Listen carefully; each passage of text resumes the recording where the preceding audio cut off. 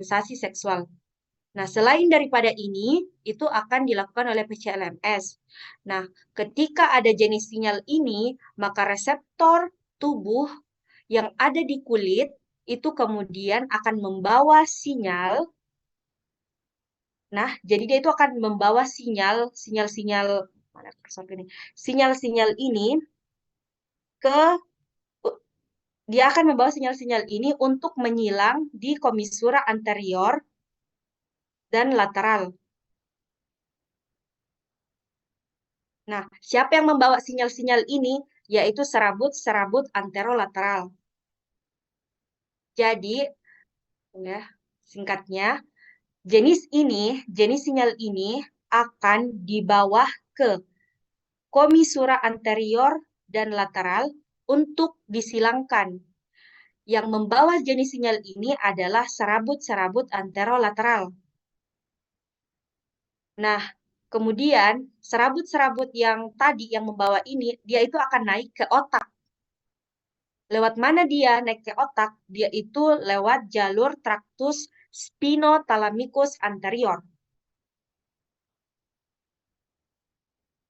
dan spinothalamikus lateral. Kemudian mereka akan sampai di batang otak, tepatnya di nukleus reticularis dan kompleks ventrobasal.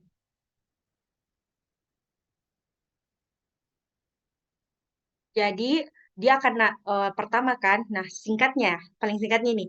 Jadi jenis sinyal ini akan diterima oleh reseptor yang ada di kulit. Nah, reseptor yang ada di kulit ini kemudian dia akan membawa sinyal ini lewat serabut-serabut anterolateral untuk diselangkan di komisura anterior dan lateral.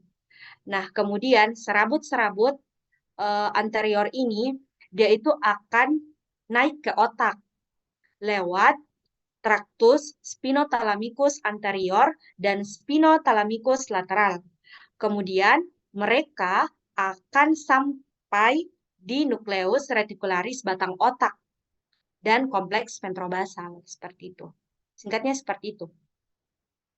Sudah jelas atau masih mau saya ulangi? Bilang saja supaya kalian betul-betul paham. Tapi Kak, bisa diulangi sekali lagi Kak. Oh ya, begini.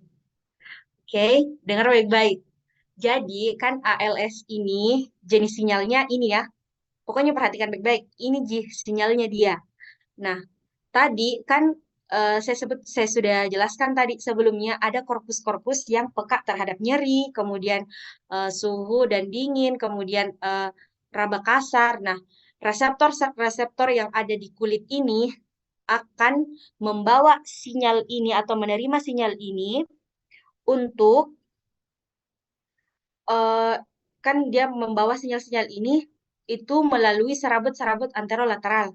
Jadi, kenapa saya belibet jelaskan ini? Jadi, tadi tuh jenis sinyal ini dia itu diterima oleh reseptor yang ada di kulit.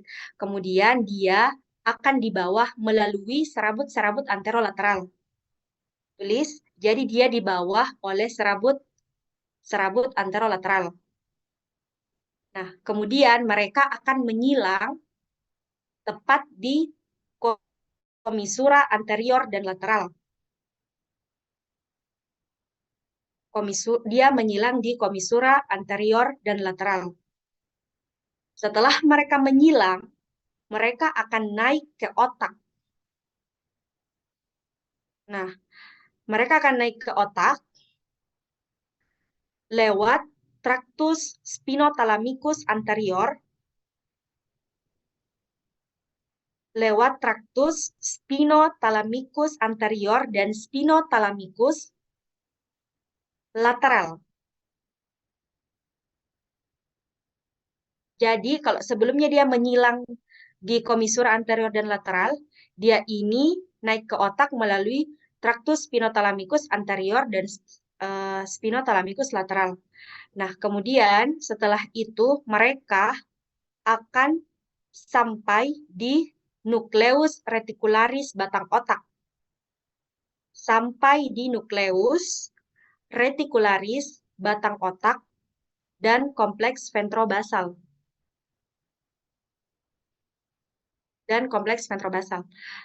Oke,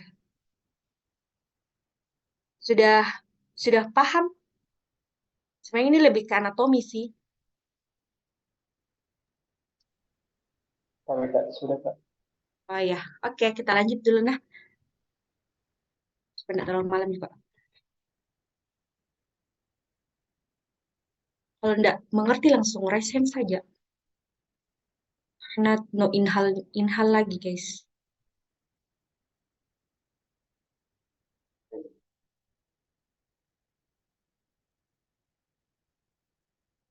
Yang saya tekankan tadi silahkan dicatat-catat mas. Siapa tahu masuk besok.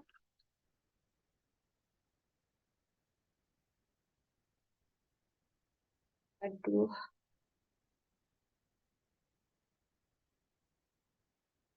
Oke, nah jadi kita masuk di praktikum. Nah, silahkan teman-teman perhatikan atau hafal-hafal tujuannya.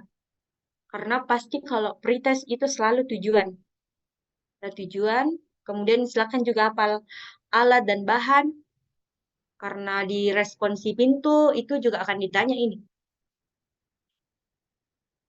Oke, jadi tujuannya itu untuk mengetahui bagaimana respon tubuh terhadap stimulus melalui tes sentuhan, intensitas sensasi, sensitivitas pada bagian berambut dan tidak berambut, temperatur, adaptasi suhu, dan two-point discrimination.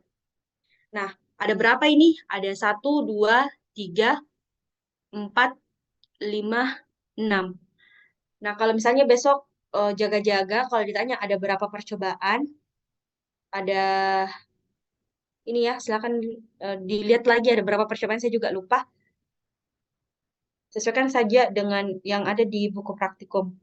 Tapi kalau tidak salah, iya ada 6. Iya, cuma 6. Tapi kalau misalnya kalian baca lagi buku praktikumnya atau ada tambahan, silakan sampaikan. Nah, untuk alatnya dia gelas untuk air panas dan dingin, jarum pentul, cap, mistar. Nah, ingat ini.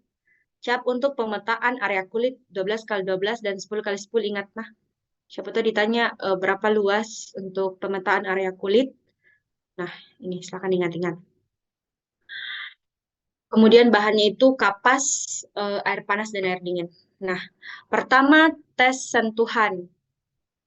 Nah, di sini karena besok itu kalian praktikumnya dilaksanakan secara offline kan kemarin dari COVID itu belum sempat dilaksanakan secara offline praktikumnya. Jadi kalian besok itu ini akan praktikum secara langsung dan propandusnya dari perwakilan kelompok masing-masing. Nah, pertama di sini kalian akan cap daerah pada telapak tangan, kemudian punggung tangan, dorsal lengan bawah, dan bagian ventral lengan bawah. Nah, kemudian cap stempel pada kertas untuk mencatat hasilnya. Kemudian uji tiap kotak kecil menggunakan rambu kuda.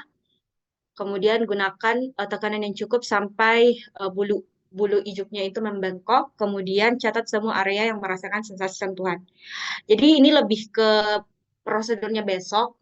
Kalau teman-teman mau lihat prosedur lebih lengkapnya, kalian bisa lihat di YouTube fisiologi. Silakan dilihat di situ lengkap. Jadi saya tidak jelaskan secara lengkap, secara detail ya. Teman-teman bisa lihat nanti di videonya. Kemudian di temperatur itu kita mencap daerah yang sama, kemudian seperti di tes sentuhan, kemudian kita menggunakan metal rods pada gelas air panas.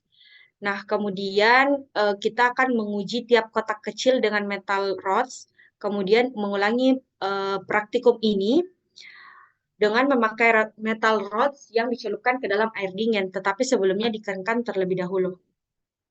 Oke, untuk intensitas sensasi, kita akan menggoreskan daerah ventral dan dorsal lengan bawah dan lengan bawah dengan metal rods. Kemudian kita akan membandingkan intensitas sensasi. di sini ya, sama yang di sini atau yang di belakang sini. Nah, kemudian adaptasi suhu. Adaptasi suhu ini kita akan menggunakan gelas untuk diisi air panas, tapi bukan air panas yang sangat panas. Maksudnya air panasnya masih bisa ditolerir. Nah, kemudian kita akan memasukkan jari telunjuk dalam beberapa menit. Kemudian kita akan memasukkan jari lainnya. Nah, jadi kita itu kayak membandingkan antara suhu pada jari pertama yang dimasukkan pada tabung dan jari kedua yang dimasukkan pada tabung. Kemudian ada sensitivitas daerah yang berambut dan tidak berambut. Itu kita akan menggoreskan kapas pada daerah yang berambut, yaitu pada bagian dorsal. Kemudian mengulangi pada daerah yang tidak berambut atau ventral. Kita akan membandingkan sensitivitas yang dirasakan. Untuk interpretasi hasilnya ada di belakang ya. Diperhatikan saja dulu prosedurnya. Untuk two point discrimination, kita menggunakan jarum pentul untuk dua titik yang berbeda dalam satu garis, memajukan kedua titik secara bersamaan, kemudian menanyakan pada subjek titik yang dirasakan itu berapa, maksudnya berapa titik yang dirasakan. Nah, kalau dia sudah merasakan satu titik, nah ukur jarak